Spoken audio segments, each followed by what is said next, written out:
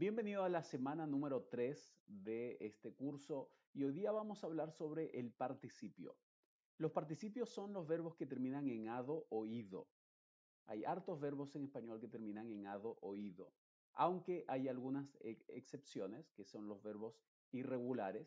Son verbos como el verbo haber o hacer, perdón, que significa, se puede decir en el participio no termina en ado o ido, se dice hecho, poner se dice puesto, romper se dice roto, y ese tipo de verbos son los verbos irregulares.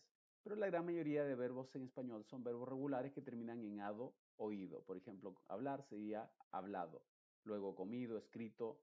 Escrito, por ejemplo, es un verbo irregular, porque no se dice escribido, se dice escrito. Cambia completamente el verbo en participio.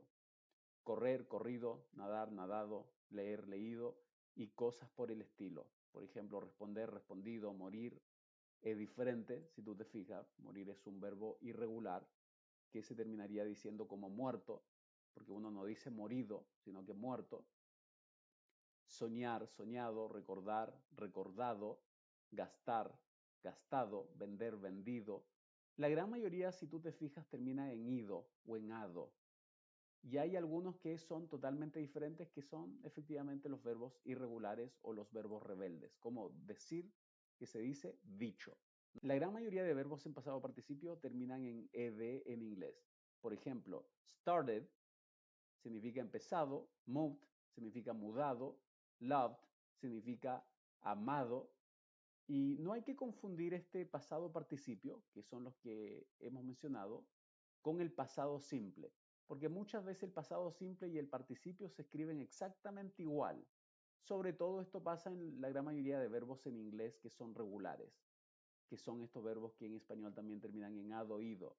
Pero en inglés también existen otros verbos que son irregulares, pero los regulares terminan los dos en ed, tanto en el pasado simple, que son estos de acá, como en el participio, que son los que nos interesa aprender porque lo vamos a usar en la siguiente lección. Y la traducción depende del contexto de la oración. Por ejemplo, si es que yo encuentro en una oración la palabra moved y es el único verbo ahí, lo voy a traducir como el verbo mudé, porque es el único verbo en pasado. Pero si yo veo que hay dos juntos, lo más probable es que el segundo, que es moved, ya no se va a traducir como mudé. No es me había mudé, sino que me había mudado.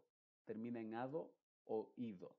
Así que presta atención y eso sobre todo te voy a explicar un poquito más de este modo, que es el modo participio, en la siguiente lección, donde hablemos del presente perfecto.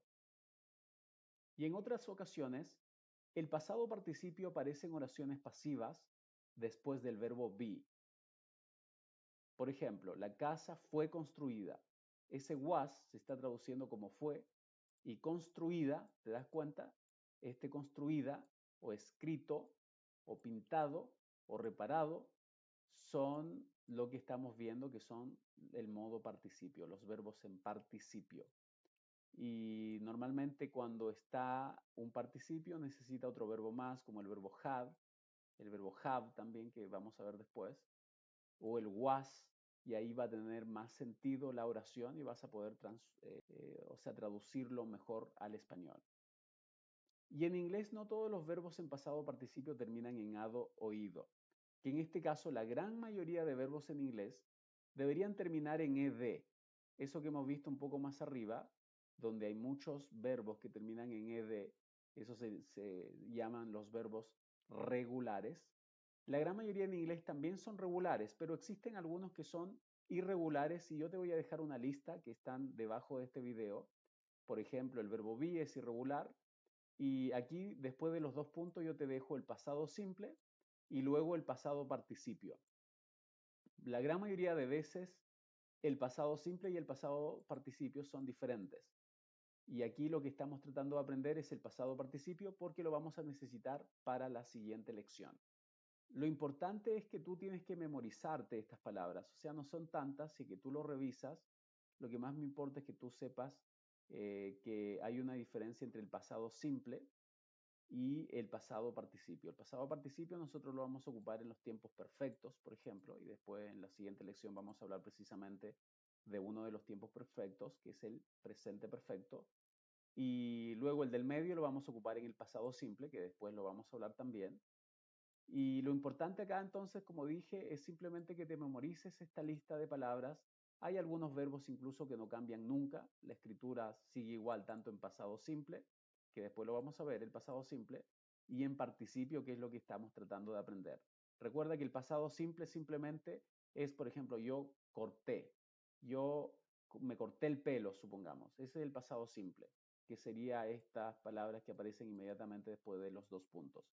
Pero el siguiente, después de esa coma, viene el participio, que esos ya terminan en ado o ido, la gran mayoría, y si no, también hay otros como puesto, por ejemplo, que son verbos irregulares. Pero todos los irregulares más importantes en inglés son los que yo te dejo ahí debajo de este video. Yo quiero que tú los leas, que veas que son irregulares, que son diferentes y que tienes que memorizártelos. O sea, acá hay básicamente una lista que está en presente, que sería el give, por ejemplo, en pasado simple el gave, yo di, y luego given significa dado.